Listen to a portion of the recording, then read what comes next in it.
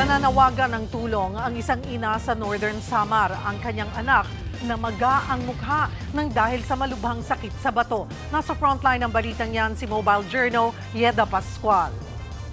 Masayahin at bibong bata noon si Atina Cabegon ayon sa kanyang inang si Elisa. Pero noong Agosto ng nakaraang taon, bigla na lang daw nilagnat si Atina. Madalas din siyang naduduwal at bigla ang namamanas ang kanyang muka. Nang ipatingin sa doktor, kailangan po siyang i-admit kasi po yung baga niya nagkaroon po ng tubig. Tsaka po, acute na po yung UTI niya, natamaan na po yung kidney niya. matapos ang ilang pagsusuri, nadiskubring may nephrotic syndrome na pala ang 6 na taong gulang na si Atina. Ito ay sakit sa bato kung saan tumatagas ang protina sa ihi na nagdudulot ng matinding pamamaga ng katawan. Tingin ng kanyang ina dahil ito sa dieta ng bata. Mahilig po siya kumain ng mga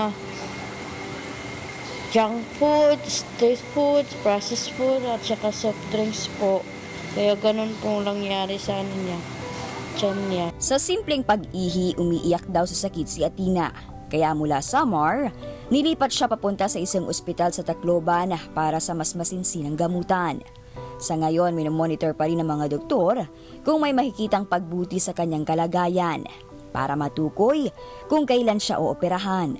Pero pataas din ang pataas ang bayarin. Nananawagan po ako sa mga mabubuting puso, yung may kayang tumulong. Sana po tulungan niyo po yung anak ko dahil gusto ko pong gumaling siya at sana po mabalik na yung dating sigla niya. Maraming salamat po. Nagbabalita mula sa Frontline, Mobile Journal, Yeda Pascual.